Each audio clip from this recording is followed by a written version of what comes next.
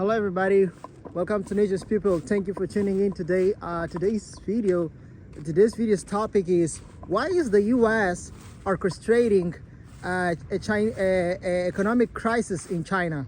Or in better words, why are the news today, portraying the Western media portraying an evident or current ongoing economic crisis in China?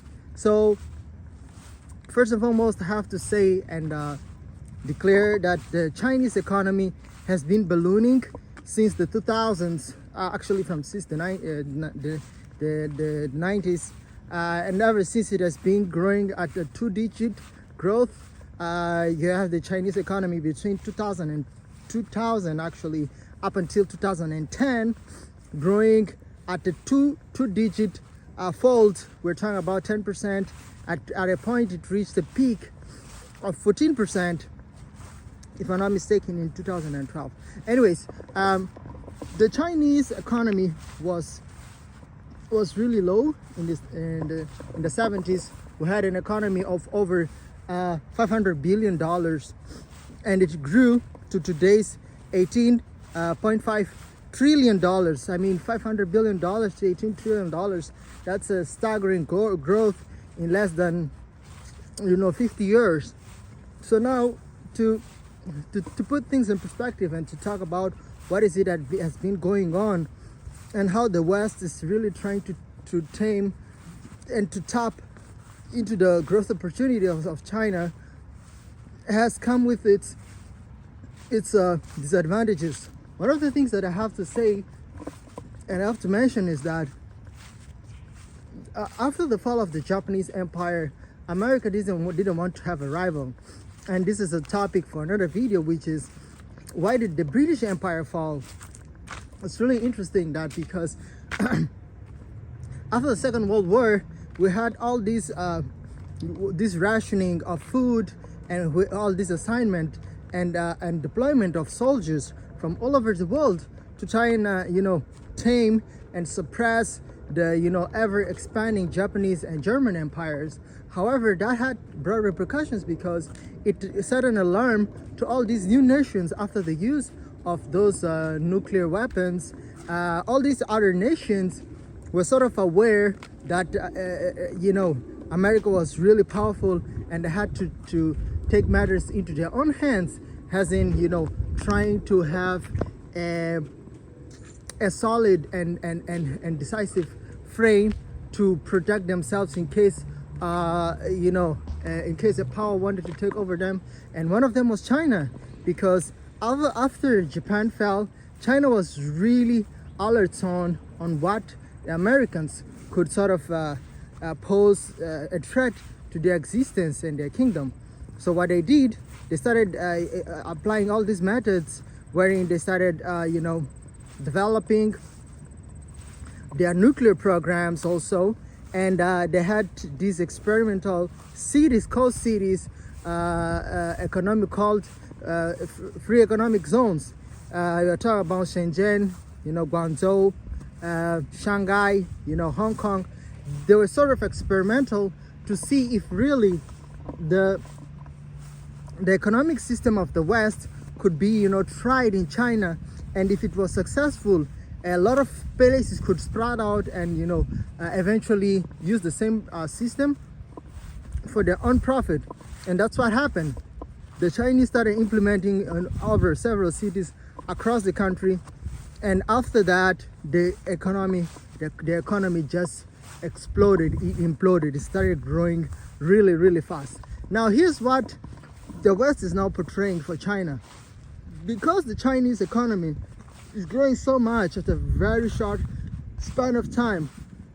Just to put things in perspective, guys, the Huawei 5G networks, it's so powerful that had it been to be implemented in our phone devices today, what would have happened is that instead of having this 5G that we're using now, the 5G that could be used is that you could actually download let's say the Dawn of Justice, the 2 hours 50-minute movie Dawn of Justice. You could download that in less than 5 seconds. So that would be really impressive, because you'd actually have a good bandwidth and a power of the internet. And because of how this technology developed in short span of time, the Western dominance, it comes at risk.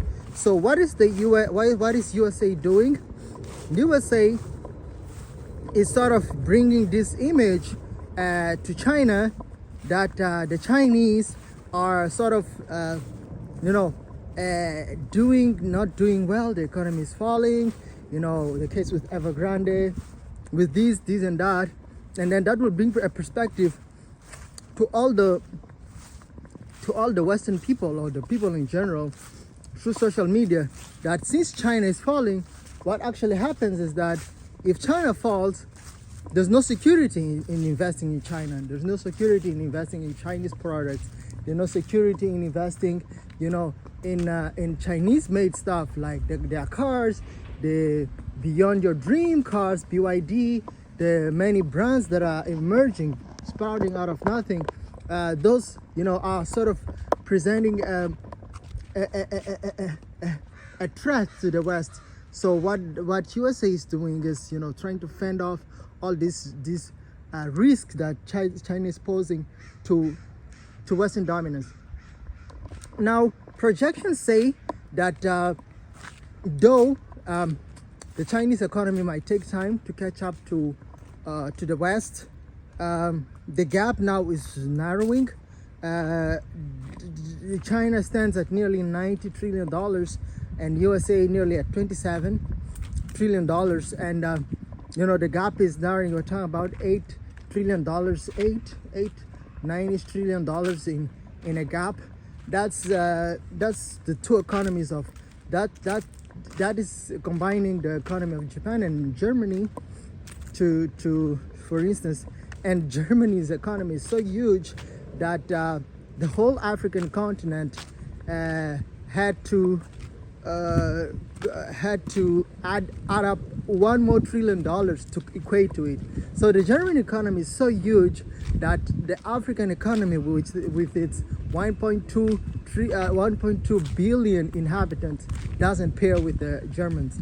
So just for you to imagine how huge, when you project the American economy into a general consensus, how huge the American economy is. Because if you are talking about a German, which is 4 trillion, America is, I don't know, 4 times that, 4, 5, 6 times that. So it's really huge, guys. So with that being said, now I have to specify and say that what really is happening with the Chinese is that the Chinese are continuously producing newer cars, electric vehicles, efficient vehicles, and at a rapid pace. And what that does is that even though the growth is not evident in our day-to-day life, it's necessary for the world. So we're now seeing a trend where the Chinese are now the top exporters of electric vehicles in the world. They have huge competitors against Tesla. Tesla is one of the manufacturers, great manufacturers of electric vehicles, but Tesla doesn't seem to, come in pair with all these other manufacturers. So that's the thing, guys. Thank you for tuning in. Thank you for watching the video. I know this video wasn't really good, but I'll be working on the scripts and on better videos. Share, like, and subscribe, and stay tuned to Nature's People. Bye for now.